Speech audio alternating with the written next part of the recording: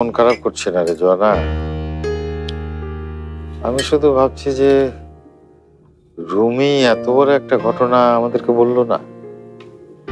আপনারা কষ্ট পাবেন দেখেই ভাইয়া কিছু বলেনি। তার মানে তুমি জানতে?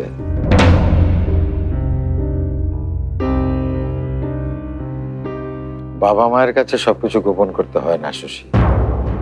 এই যে কাল রাতে আমি বাড়িঘর ঠিক করার জন্য রুমিকে অফিস থেকে লোন নিতে বললাম, আমি জানলে কি সেটা বলতাম? না জেনে কত বড় একটা বোঝা চাপিয়ে দিচ্ছিলাম ছেলেটার উপর। টাকা জোগাড়ের জন্য রুমি আবার ওইসব কাজে জড়াবে না তো? না না মা, ভাইয়া আর ওসব করবে না, আমাকে বলেছে।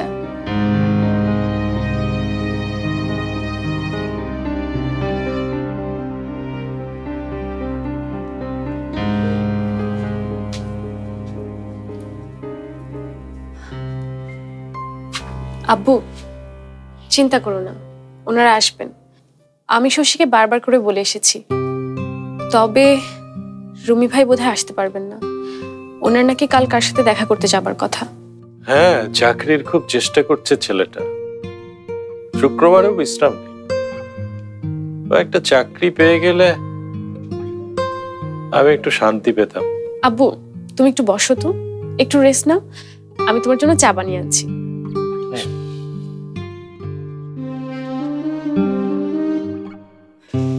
বর্ষা, জি আব্বু। তুমি কখনো রেল লাইন দিয়ে হেঁটেছো?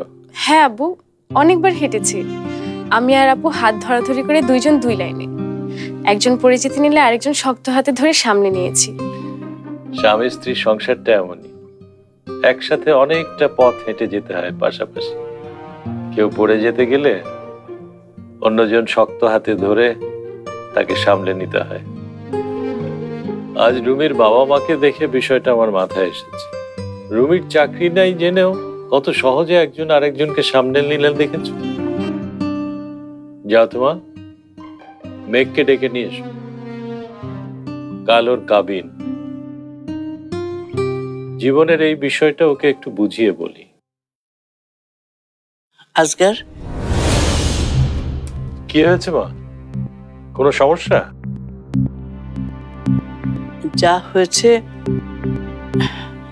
সেইটা শুনলে তুই আবার খেপে যাবি। খেপবো না মা, তুমি বলো তো কি হয়েছে। মাহমুদের সাথে মেঘের বিয়েটা তুই ভেঙে দে বাবা।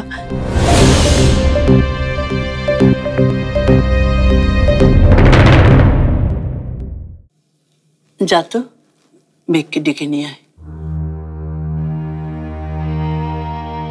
রাগ করিস না আজকার, কাউকে ওর ভালো লাগতেই পারে।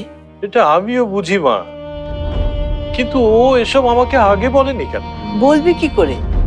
তোর ভয়েই তো ওর অস্থির। ভয় পেলে এখন এসব বলছে কেন?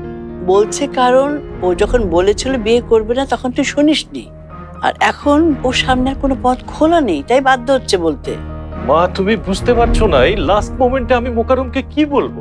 যেটা সত্যি সেটা বলবি।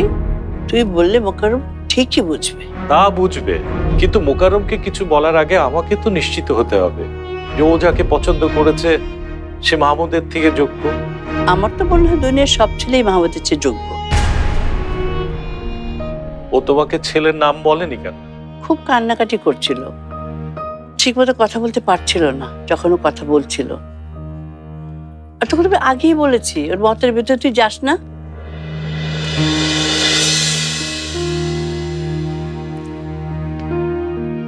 আপু আয়।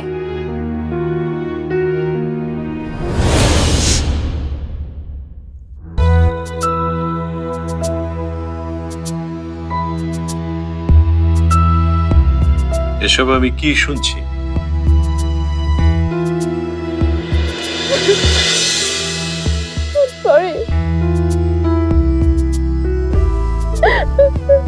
সরি, আমাকে তুমি ক্ষমা করে দাও।